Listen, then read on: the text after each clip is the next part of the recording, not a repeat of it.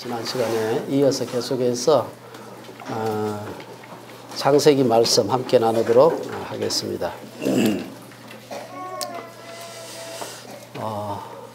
사람마다 연구 결과가 조금 다르긴 하지만 그 연구 결과를 보면은 부모가 어떤 분이냐 하는 데 따라 가지고 아이들의 그 밑에 범죄자가 나오는 그 비율이 다르다. 여러 사람들이 보고를 하고 있습니다. 어떤 보고를 보니까 전과가 없는 부모 밑에서 자란 아이들이 유복한 환경에서 자라면 범죄자가 되는 비율이 3% 정도 된다 그래요. 근데 불우한 환경에서 자라면은 전과가 없는 부모 밑에 자란 아이들이라도 한 7% 정도 전과자 범죄를 한다. 뭐 그런 통계가 있습니다.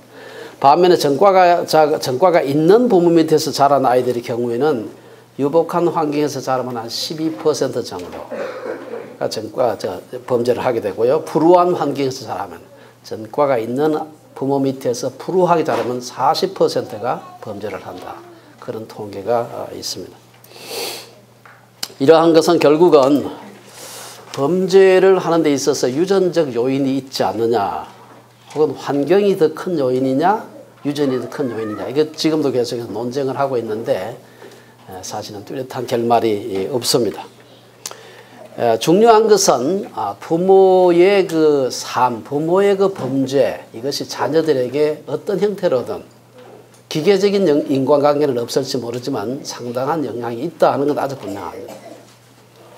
오늘 본문은 아담과 하와의 타락, 저들의 범죄가 그 이어지는 자식들에게 어떻게 그 끔찍하게 그 범죄로 나타나는가 하는 것을 보여주고 있습니다. 아담의 타락으로 인한 원죄의 모습은 우리가 오늘 가인의 그 후예를 통해서 아주 여과 없이 그냥 드러나고 있는 것을 볼 수가 있습니다. 성경은 도대체 인간의 죄와 유전, 원죄, 그리고 환경의 영향 이런 데 대해서 뭐라고 얘기하고 있는가? 오늘 본문에서 쭉 보면은 타락한 인간이 짓게 되는 한 5가지 아주 중요한 범죄의 모습을, 죄악된 모습을 우리에게 보여주고 있는데 하나하나씩 좀 살펴보도록 하겠습니다. 첫째는 하나님을 떠나서 성을 쌓는다. 16절, 17절에 보면은 하나님 앞에서 쫓겨나서 가인이 했던 일이 보면은 성을 쌓는 일이었습니다. 아벨을 죽인 후 하나님 앞에서 추방을 당한 그 가인은 사람들이, 제가 지난번 말씀드린 대로 그 당시에 가인이 아마 아벨을 죽였을 때 이 주변에 아마 수만 명의 사람들이 살았으리라 생각돼요. 그래서 아주 가까이 있는 사람은 물론이고 좀 멀리 가더라도 그 근처에 살던 사람들이 저놈이 아우를 죽인 놈이래, 이런 그 소리를 듣고 있었던 사람들이 있었을 겁니다. 그래서 저런 나쁜 놈이 있나 하고 막 가인을 죽이려고 했던 사람이 있었을지 모릅니다. 이것을 두려워해서 하나님께서 그에게, 그 두려워하는 가인에게 그를 해치지 못하도록 표를 주셨다, 뭐 그런 얘기가 있습니다. 그러면서 하나님께서 가인을 죽이는 자에게는 벌을 7배나 받으리라. 지난 시간에 공부를 했습니다. 그러면서 가인에게 표를 주었다. 그 표가 뭔지 모르지만 사람들이 봤을 때 저 가인을 하나님이 지키고 계시기 때문에 우리가 마음대로 해치거나 죽이면 안 되겠구나 하는 것을 알도록 어떤 형태의 표를 주신 것 같아요. 오늘 본문은 여호와 앞에서 쫓겨난 그 가인의 2가지 모습을 보여주고 있는, 첫째는 여호와 앞에서 쫓겨난 뒤에 그는 에덴 동쪽 놋 땅에 거주했다. 오늘 본문에 그렇게 얘기하고 16절에 보면 그렇게 얘기합니다. 여기서 에덴의 동쪽 놋 땅으로의 이주는 영적으로 상징하는 바가 큽니다. 에덴이란 말은 지난번에 우리 공부할 때 말씀드렸습니다만 원래 뜻 자체가 기쁨이라는 뜻입니다. 근데 놋이라고 하는 땅 자체가 방황한다 혹은 유리한다 그런 뜻입니다.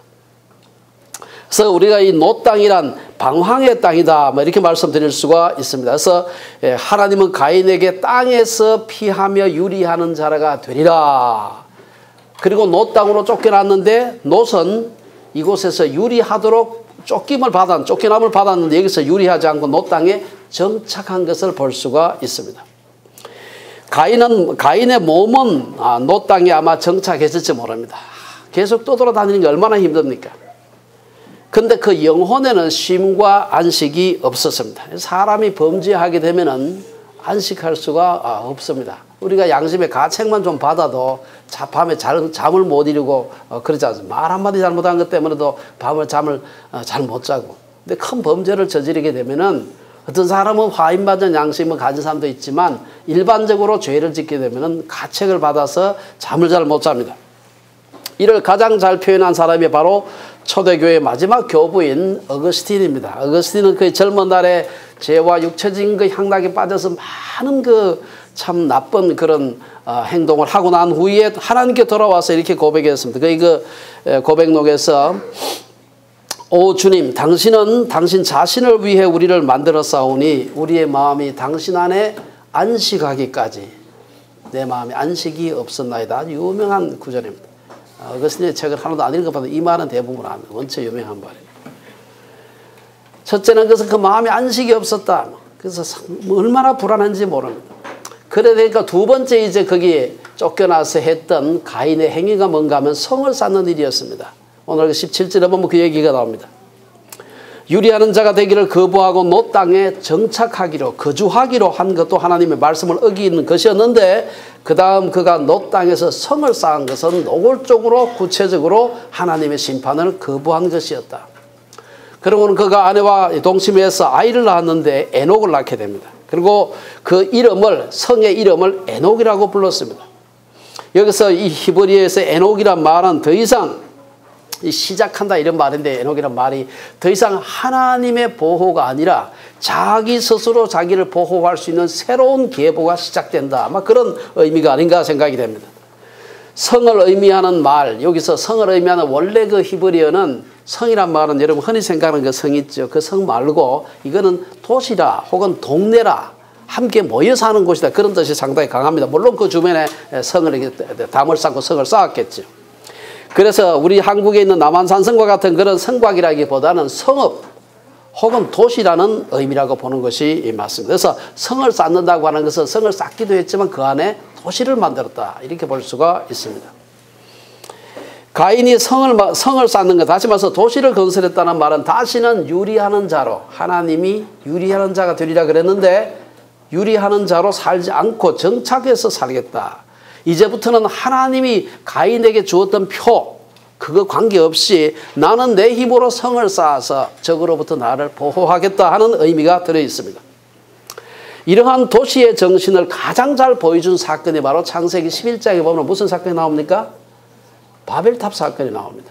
바벨탑을 왜 쌓았느냐? 노아 홍수 이후에 사람들이 이제 다시 사람들이 번성하게 되니까 사람들이 막 힘이 생기니까 야 사람들이 많이 사니까 막 흩어져 살게 되면 힘이 흩어질 것이 아니냐.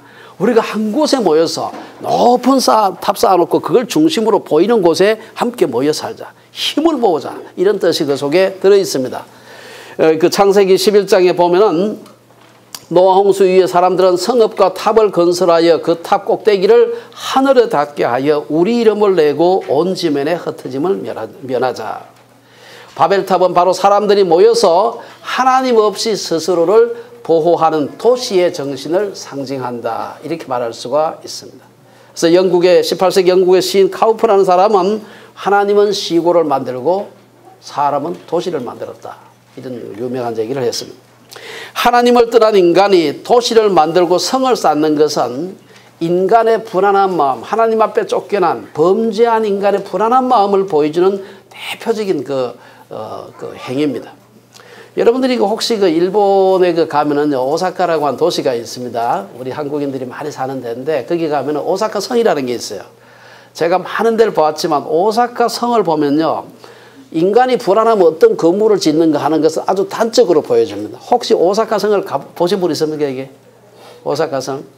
오사카 성은 여기저기 성이 많이 있는데 여러분 혹시 오사카 성에서 인터넷에 한번 찾아보시기 바랍니다. 그거 보면 오사카 성은 아주 독특합니다. 오사카 성을 누가 지었느냐 하면 도요토미 히데요시가 지었습니다. 우리나라에 임진왜란을 일으켜가지고 조선 인구의 3분의 1을 죽인 사람입니다. 그 당시 임진왜란 몇 년 동안에 조선 인구의 3분의 1 가까이가 죽었습니다. 뿐만 아니고 일본의 천하통일, 일본 천하를 통일하면서 수많은 사람들을 죽였습니다. 그러니까 자기도 언제 맞아 죽을지 모르는 거예요. 그래서 성을 쌓게 됩니다. 성을 쌓는데 여러분들이 제가 설교적인 제가 넣어놨는 사진이 있어요. 사진을 보면 오사카 한 중심에 있는데 아무도 들어오지 못하도록 성을 갖다가 해자라고 하는 걸 파면 성을 이렇게 쌓으면 그 주변에 적군이 바로 못 올라오도록 이 물을 만들어가 물을 이렇게 돌려내. 그 해자라고 하는데 해자를 갖다가 한 겹도 아니고 세 겹을 놓습니다. 성을 한 겹 쌓고요. 안에 해자를 놓고 성을 한 겹 쌓고 또 해자를 놓고 또 성을 한 겹 쌓고 해자를 놓고 그리고 가운데 높이 이렇게 자기 성을 쌓아 놓습니다. 제가 그 몇 차례 가봤습니다. 가봤는데 가볼 때마다 얼마나 불안했으면 이런 성을 쌓았을까. 지금은 유명한 관광지입니다. 왜냐하면 하도 기가 막힌 그 요새로 만들어놨기 때문에 기가 막힌 그 관광지입니다만은 그걸 보게 되면은 히데요시가 얼마나 불안하면서 참 죽임 당할까봐 그 걱정했는지 볼 수가 있습니다. 여러분 이거 임진왜란 관련된 여러 가지 그 우리나라의 사극도 많이 나오는데 도요토미 히데요시가 그렇게 그 조선을 침략하면서도 자기가 자리를 못 비워요.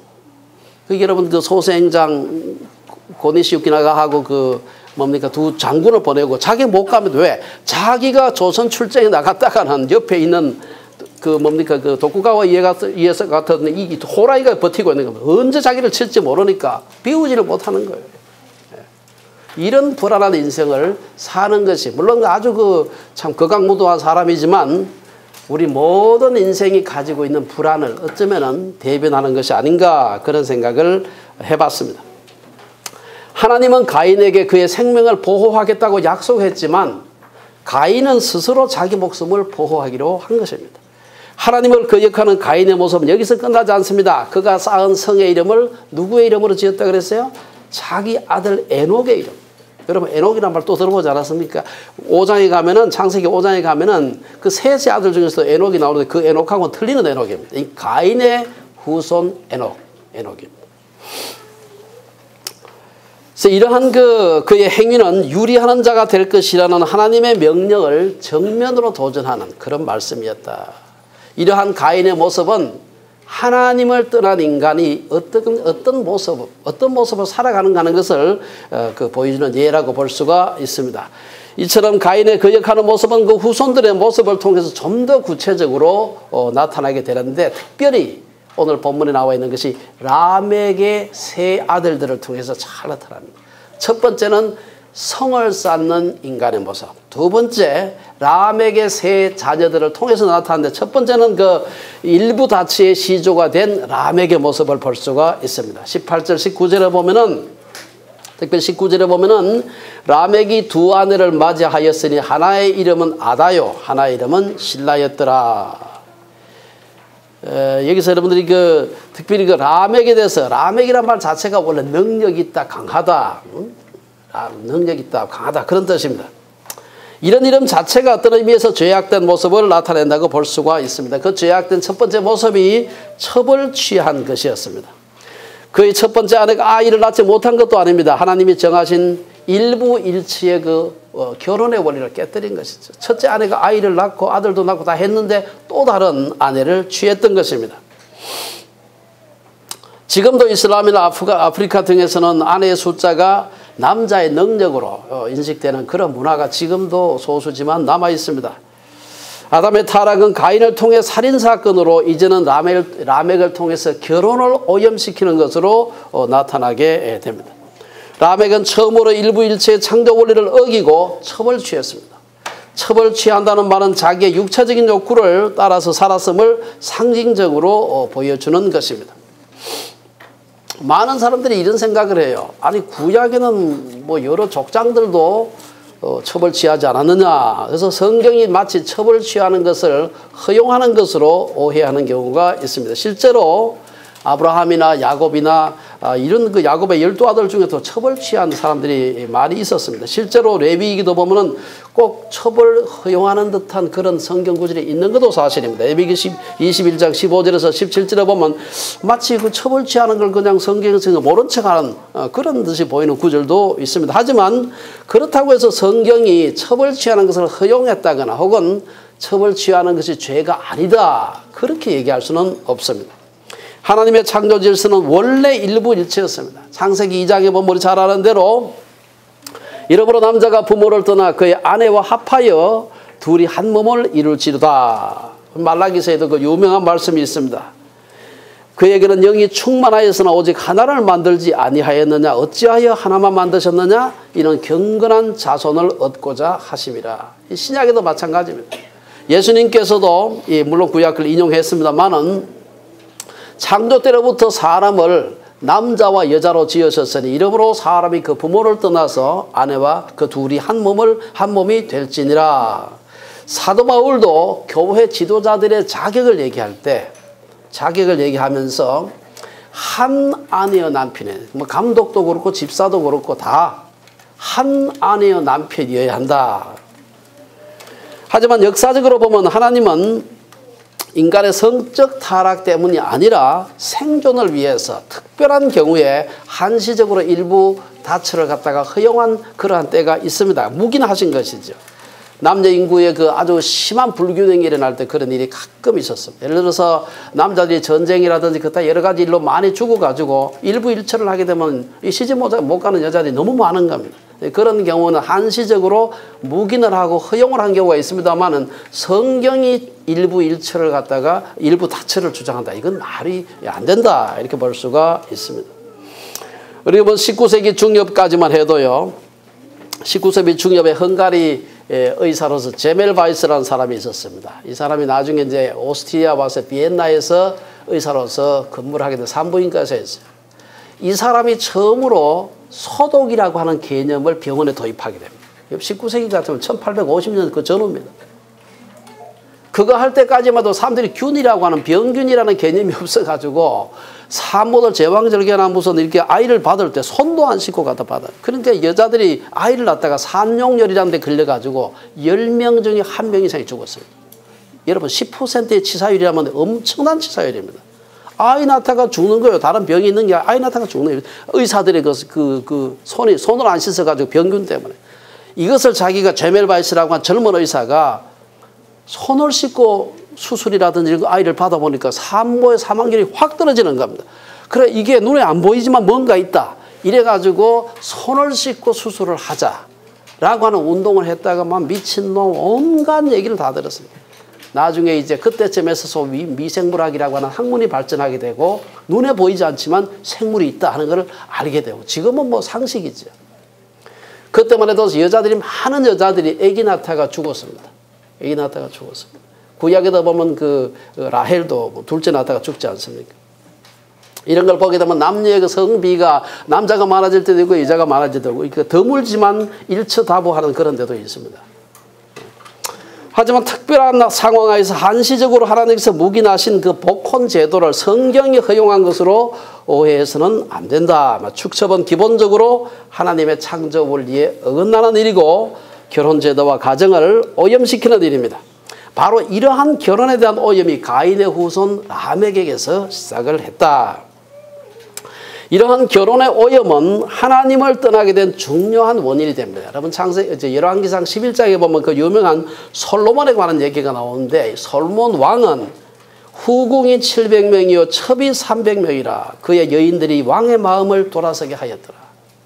아내를 많이 취하게 되니까 아내만 옵니까? 아내가 섬기던 신들도 같이 따라오죠. 그래서 솔로몬을 갖다가 하나님을 섬기지 못하도록 타락시켰다는 얘기가 나옵니다.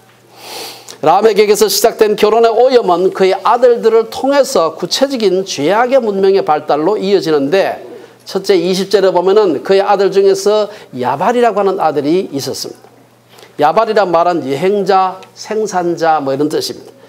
그 이름에 어울리도록 그런 가축치는 목축업을 했습니다. 가축을 친다는 것은 사실은 야발이 처음이 아닙니다. 여러분 앞에서 그 가인과 아벨 할 때 가인은 농사 짓는 자고 아벨은 뭐 하는 자라 그랬습니까? 목축하는 자였습니다. 그런데 왜 여기 야발이 목축하는 자라고 이렇게 처음 가축을 치는 자의 조상이 되었다 이런 말이 나오는 게 이 설명을 좀 성경을 보는 게 필요합니다. 여기 보면 오늘 본문에서 이 아단은 야발을 낳았으니까 아단은 그러니까 라멕의 아내입니다. 첫 번째 아내죠. 아단은 야발을 낳았으니 그는 장막에 거주하며 이 장막에 거주한다는 말을 잘 봐야 됩니다. 장막에 거주한다. 이 말은 앞에서 아벨은 나오지 않는 말이에요. 아벨은 자기 집에 거주하면서 매일 양떼를 몰고 나갔다가 저녁에 들어오고 나갔다가 이런 목축을 했어요. 그 말은 무슨 말인가? 목축의 규모가 조금 했다는 말이에요. 몇 마리 안 키웠다는 게. 그러니까 한 곳에서 오늘 유어 갔다가 양떼들 먹이고, 오늘 조 갔다가 먹이고, 내일 저기 가고, 또 이 하는 동안 또 여기 자라면 여기 가서 먹이고. 자기 집에서 별로 떠날 필요가 없는 소규모 목축을 했습니다.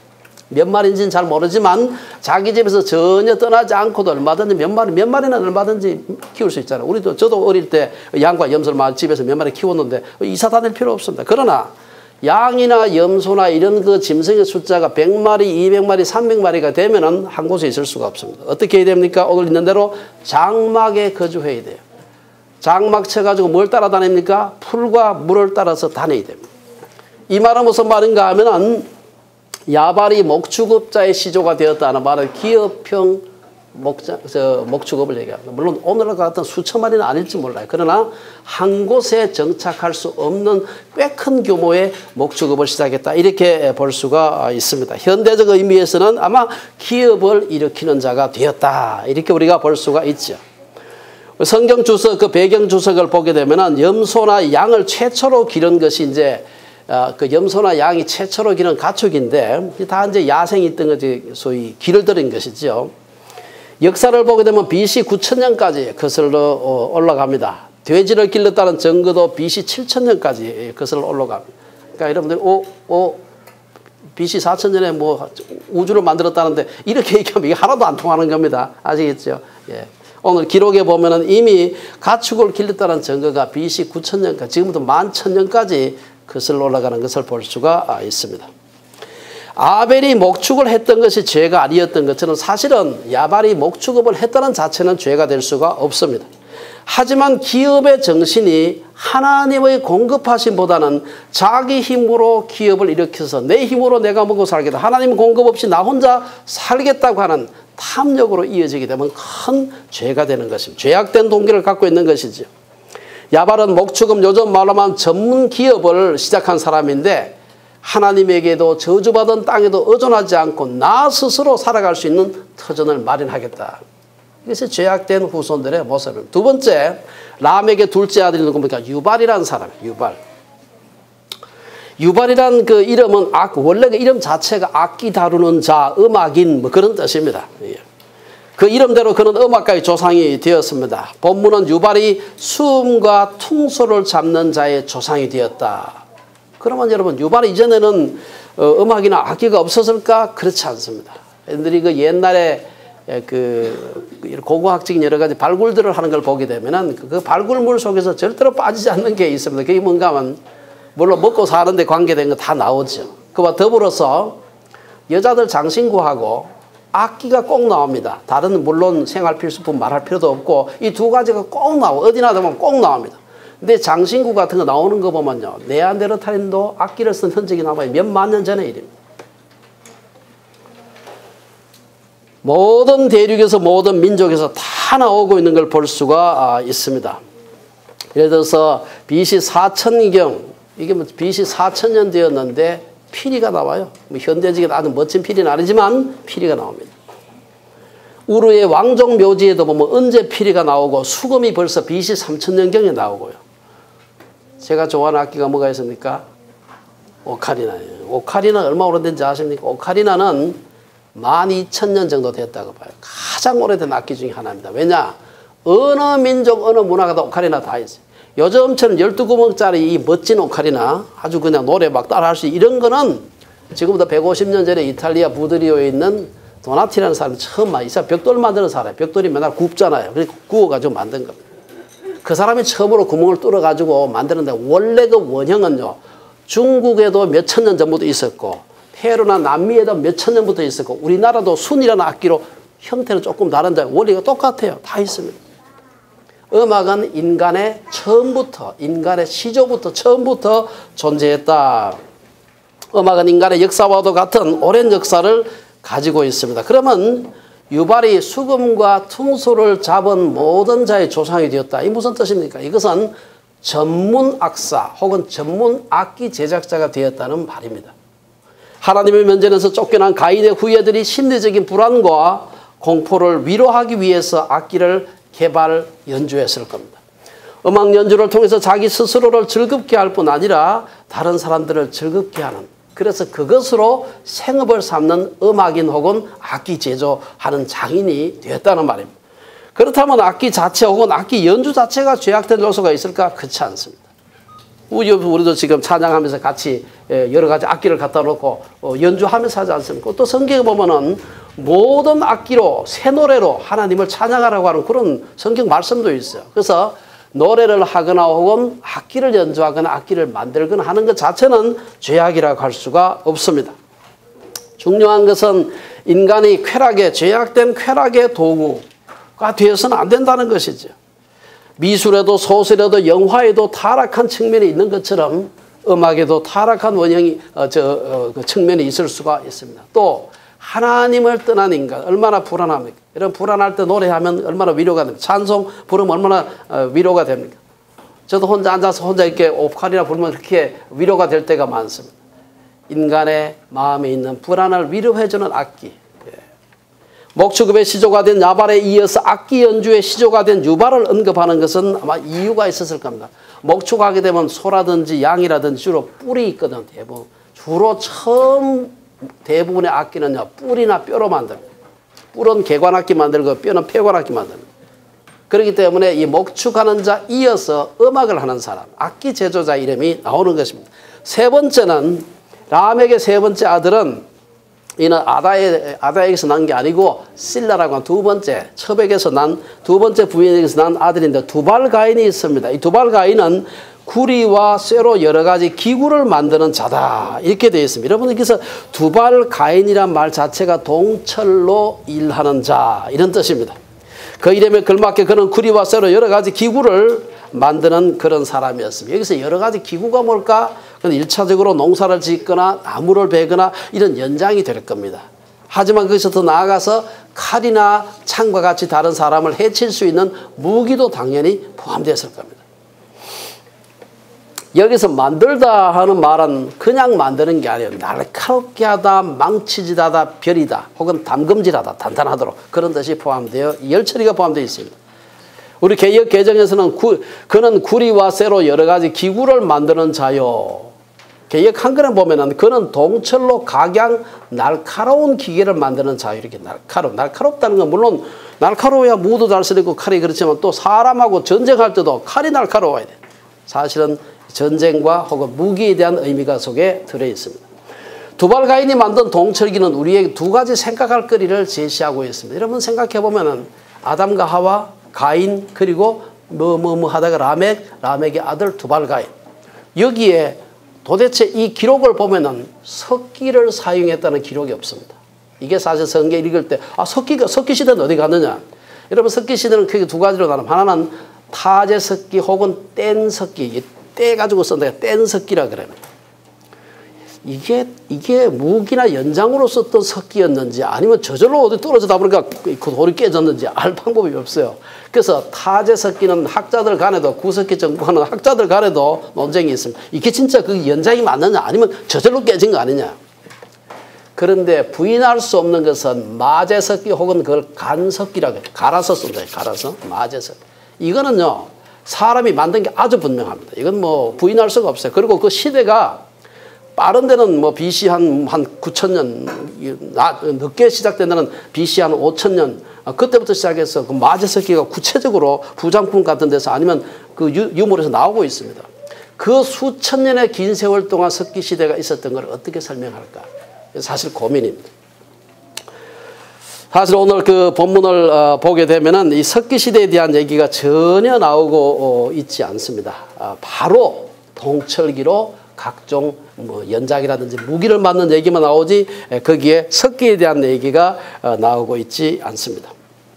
어쨌든 이것은 오늘 성경을 우리가 해석할 때 있어서 성경이 꼭 필요한 것만 기록했다. 석기시대 언급할 필요가 없어서 안 했다. 뭐 그렇게 얘기를 하면 간단한데 문제는 그 시대가 굉장히 긴데 아담으로부터 이 두발가인까지가 별로 긴 세월이 아니라는 사실이 문제가 되는 것입니다. 이것은 우리가 잘 모르는 거기 때문에 사실은 그냥 지나가는 게 좋습니다. 성경은 석기 시대에서 전혀 언급하고 있지만 않은데 도대체 그 긴 석기 시대는 어디로 갔을까? 여러분 한번 뒤에 한번 생각해 보시기 바랍니다. 성경에는 구속사와 무관한 얘기들을 생략하고 있다고 말하는데 과연 석기 시대가 구속사와 별 무관해서 안 적었을까? 여기에 대해서 우리가 뚜렷한 대답을 할 수가 없습니다. 우리가 말할 수 있는 것은 분명히 인류 역사에서 석기 시대는 존재했고 성경은 다만 그것을 언급하고 있지 않다는 사실입니다. 두 번째 우리가 두발가인의 문제와 관련해서 생각해 볼 것은 동철로 각양 날카로운 기계, 아까 말씀드린 대로 연장도 되지만 무기도 될 수가 있습니다. 이어지는 아버지 람에게 그 유명한 그 칼의 노래 혹은 검의 노래라고 하는 이 노래를 보게 되면은 이것이 무기와 상관이 있는 것이 분명합니다. 두발가인의 동철기와 이어지는 람에게 살인, 여러분 그거 이해 나오지 않습니까? 여기서 우리는 두 가지 과학과 기술의 그 중요한 그 성경적 근거를 두 가지로 나누어서 생각해 볼 수 있습니다. 첫째는 과학과 기술은 어떤 동인으로 시작되었을까? 첫째는 창세기 1장 28절에 말하는 소위 문화명령의 일부로서, 다시 말해 하나님의 피조세계를 잘 관리하고 다스리라는 수단으로서, 혹은 하나님의 형상대로 지어받은 사람들의 복리를 위해서 사람들이 과학과 기술을 발전시켰다. 이렇게 상당히 포지티브한 측면을 생각해 볼 수가 있습니다. 우리가 그 예로서 우리 인류 역사에서 발명된 수많은 그 발명들을 보시기 바랍니다. 뭐 우리가 사용하고 있는 여러 가지 자동차 바퀴 같은 거, 불이라든지 칼이라든지 이런 모든 연장들은 사람이 살아가는데 아주 중요합니다. 1705년에 영국의 뉴카먼이라는 사람이 전기기관을 만들어가지고 산업혁명을 일으켰어요. 산업혁명은 영국에서만 일이 아닙니다. 온 세계로 퍼져가지고 오늘 우리가 풍요하게 사는 것에 가장 중요한 사건이 18세기 중엽에 일어난 영국에서 일어난 산업혁명입니다. 1831년에 영국의 물리학자 마이클 파라데이라는 사람이 전자기 유도 법칙을 발견하게 됩니다. 이 발명이 아니고 발견하게 됩니다. 전자기 유도 법칙을 발견해가지고 코일을 갖다 놓고서 자석을 이거 왔다 갔다 그 코일 주변을 왔다 갔다 하니까 여기 그 전기가 왔다 갔다 흐르더라는 걸 처음으로 발견하게 돼요. 이 전자기 유도입니다. 그걸 이용해서 뭘 만듭니까? 발전기를 만들게 됩니다. 발전기를 만들어가지고 이게 발전기가 나온 게 오래되었으면 여러분 1831년에 파라데이가 전자기 유도 법칙을 발명하게 되고 1890년대 가서 상업 발전이 시작됩니다.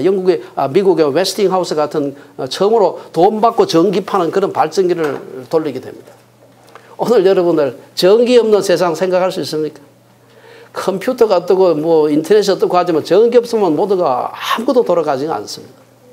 이게 불과 나온 지가 발전해가지고 전기를 쓰기 시작한 것이 불과 100한 20, 30년밖에 안 됩니다. 발전기의 원리 자체가 나온 것이 100한 7, 80년밖에 되지 않고 그 이전은 없었습니다. 발명해서 사람들이 편리하게 사는 것이죠. 천년만년 계곡에서 물 흘러내렸지만 그거 막아가지고 수력 발전할 줄 누가 생각했어요? 그거 할 때까지는 그냥 물은 흘러내린 겁니다. 독일의 리비라고 하는 사람은 19세기에 화학 비료를 발명을 했습니다. 발명을 해가지고 온 인류를 화학 비료를 가지고서 농사를 지음으로써 온 인류를 만성적인 식량 부족에서 구해냅니다. 이게 19세기 일입니다. 이게 다 과학기술의 얘기죠. 하나님께서 생육하고 번성하여 땅에 충만하라, 땅을 다스리라, 땅을 정복하라. 하나님의 명령에 순종한 사람들의 모습이라고 볼 수가 있습니다. 두 번째는 본문에 나타나는 것과 같은 과학기술의 죄악된 측면입니다. 자기를 보호하고 다른 사람을 해치는 무기로서의 과학과 기술입니다. 두발가인 동철기 제조에 이어서 그의 아버지 라멕이 바로 이어서 보면 두발가인 얘기 딱 나오고 무슨 얘기 나옵니까? 사람 죽이는 얘기가 나옵니다. 오늘날 무기 경쟁, 그중에서도 악마의 무기, 신의 심판 무기, 최후의 무기라고 하는 핵무기 경쟁은 우리 인류 미래의 아주 우울한 그림자를 드리워주고 있습니다. 여러분 1945년 8월 달에 그 유명한 히로시마 나가사키 원자폭탄이 떨어져요. 히로시마에 먼저 떨어지고 나가사키에 이제 그 다음 날 떨어지게 되는데, 히로시마에 떨어졌을 때 TNT 2만 톤짜리, 2만 톤 조금 안 되는 겁니다. 사실은 약 2만 톤이라 그러는데 2만 톤 되는 거 떨어뜨려 가지고요, 한꺼번에 14만 명 죽었습니다. 두 발 떨어뜨리지도 않았어요. 한 발 떨어뜨려요. 두 개 싣고 갈 수 없어요. 무거워가지고. 한 발 떨어뜨려서 14만 명 한꺼번에 죽고, 그리고 지금까지도 원폭 피해자들이 있습니다. 그 방사능 같은 것 때문에 후손들까지도 고통을 겪고 있습니다. 지금은 그 정도 비교가 2만 톤이 아니라 100만 톤을 1메가톤이라고 하는데 100만 톤짜리 핵무기가 전 세계 제일 비합니다. 지금 3만 기 이상이 존재합니다. 95%가 미국과 러시아가 가지고 있습니다. 그중에 북한도 가지고 있습니다.